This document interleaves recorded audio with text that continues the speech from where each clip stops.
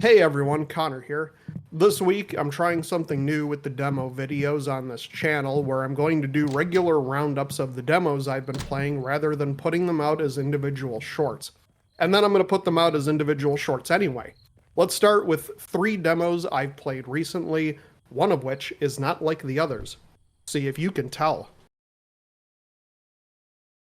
Cult of Blood was an interesting demo, both for what it does right and what it gets horribly wrong. A Resident Evil, Silent Hill type game, you play as a cop surviving a cult that has moved into town and started sacrificing people to their unholy demon god. The melee combat, when it works, is pretty darn engaging and fun. And I say that with the caveat of an emphasis on when it works. Fighting multiple enemies feels great when you're not surrounded in a small area, but the game unfortunately has a lot of small areas to get boxed into and surrounded in. Just like in the old Resident Evil games, your biggest enemy is often the camera, and if you're not using a controller, the keyboard controls won't do you any favors either. The finishers are pretty nice though. Also, shooting guns in the game is not just frustrating and nearly useless, it's basically completely broken. It's hard to explain just how bad the aiming system is without playing it. Your reticle seems to rarely mean you're actually aiming at an enemy, even if it's on their head. It's really hard to control, and most of my shots seem to miss anyway, even at point-blank range. Enemies just beat the crap out of you while you're trying to line up a shot, and the whole thing is so useless that even when I unlocked a shotgun, I couldn't get much out of it. I'm interested in the full Cult of Blood, but I don't think I'm going to buy it until it is under $10 after playing the demo. Second on the list is Sorry We're Closed, a game seemingly dropped out of the sky to solve my problems with Cult of Blood. Sorry We're Closed has that PS1 style with some neat modern amenities.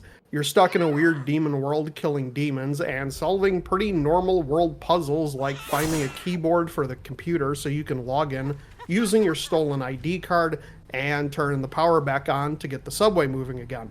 Your third eye lets you see into an alternate version of the world around you, and apart from looking really cool, does have a functional purpose. Combat is first-person view, where you can use melee weapons or guns found throughout the game. You can use your third eye to open up weak spots on enemies and do extra damage, but you have to let them get close and risk taking a hit to do so. I love the art style, the controls, and the combination of creepy and weirdly sexy that melts together in the characters in the world.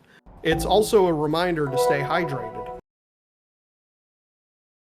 First Squadron Phoenix might remind you of another popular game series, what with its fuzzy heroes, on-rail ship combat, and just the general vibe and feel of the combat and character interaction. Yes, this is another Resident Evil style game. The controls are tight, the game runs as smooth as you'd hope for something that looks like this, and overall I think the full game will scratch that nostalgic itch for those who have waited a long time for something in this genre. And yes, you can do a barrel roll.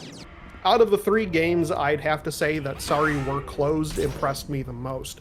That is most assuredly going to be a day 1 buy for me when the game comes out sometime later this year. Until then, you can like or subscribe for more videos, but not both because that's illegal now. Thanks, Obama.